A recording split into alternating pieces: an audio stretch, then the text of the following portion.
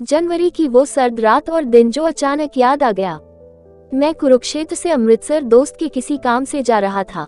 हम लुधियाना होते हुए गए थे। चूंकि चालक मनोज था, इसलिए गाड़ी धीमी गति से चला रहा था। अमृतसर से लगभग 70 से 80 किलोमीटर पहले सड़क किनारे पेड़ के नीचे पतली पुरानी फटी चिथड़ी चादर में लिपटे एक बूढ़े भिखारी को देख मेरा दिल पिघल गया। मैंने मनोज से कहा तो उसने गाड़ी रोक दी। बाहर बहुत सर्दी थी। बाकी के दोनों मित्रों ने मुझे हैरानी से देखते हुए कहा, क्या हुआ, गाड़ी क्यों रुकवाई? मैंने कहा, वो बूढ़ा ठंड से कांप रहा है, इसलिए गाड़ी रोकी। तो मैं बोला, अरे यार, गाड़ी में जो 2 कंबल पड़े हैं उनमें से एक उसे दे देते हैं। क्या वो कंबल जो इतना महंगा है, वो कंबल इसको देंगे? अरे वह उसे ओढ़ेगा नहीं, बल्कि उसे बेच देगा। ये ऐसे ही होते हैं। एक साथी ने कहा। मैं मुस्कुराकर गाड़ी से उतरा और कंबल निकालकर उस बुजुर्ग को दे दिया। मित्र बहुत गुस्से में बोला, मिल गई तसल्ली, पैसा लुटाओ, कमाना तो आता नहीं, चले दानवीर बनने। ये भिखारी नहीं, ये इनका धंधा है, आप जैसे लोगों को उल्लू बनाने के लिए। हम सब फिर चल पड़े।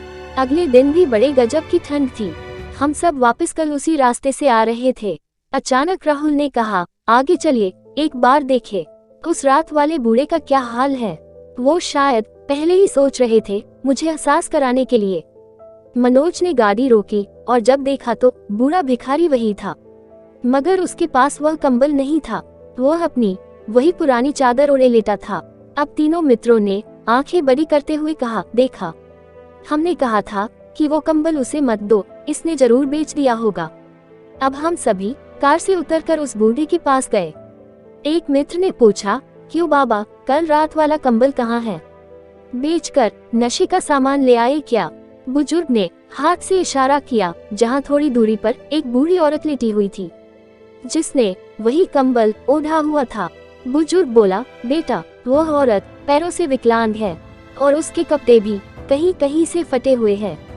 लोग भीख देते वक्त भी गंदी नजरों से देखते हैं, ऊपर से इतनी ठंड। मेरे पास कम से कम ये पुरानी चादर तो है। उसके पास कुछ नहीं था तो मैंने कंबल उसे दे दिया। अब सभी हतप्रभ से रह गए। अब उनकी आंखों में पश्चाताप की झलक दिख रही थी। तीनों धीरे से आकर मुझसे बोले, मास्टर साहब, चलिए, गाड़ी में जो एक कंबल बचा है उसको लाकर भी बाबा को दे देते हैं। मैं पूरा रास्ता अपने मित्रों के नम आंखों में अजीब सा सुकून के साथ साथ पश्चाताप को देख रहा था। सच में मानवता से बड़ा कोई धर्म नहीं है दोस्तों।